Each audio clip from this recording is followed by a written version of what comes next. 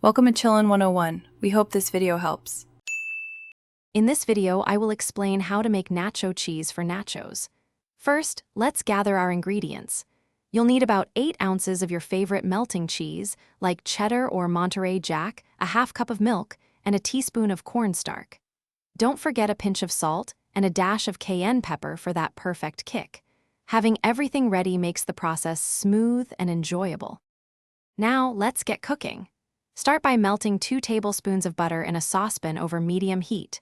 Once melted, whisk in 2 tablespoons of all-purpose flour to create a roux, cooking for about 1 minute until it's lightly golden. Slowly pour in 1 cup of milk, whisking constantly to prevent lumps. Continue stirring until the mixture thickens to a creamy consistency, which usually takes about 3 to 5 minutes. With your base ready, it's time for the star ingredient, the cheese.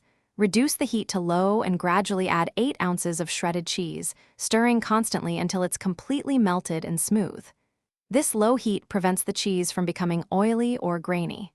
Now, season with a 1/4 teaspoon of salt, a pinch of black pepper, and a dash of paprika for extra depth. Taste and adjust as needed for your perfect flavor. Your delicious nacho cheese is now ready to enjoy. Pour it generously over your favorite tortilla chips, add some jalapenos, and dig in. For any leftovers, store them in an airtight container in the refrigerator for up to 3 days.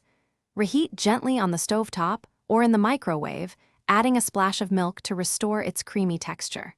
Make meal prep easy with these leak-proof containers. Be sure to check the description for a link to those containers and other great deals.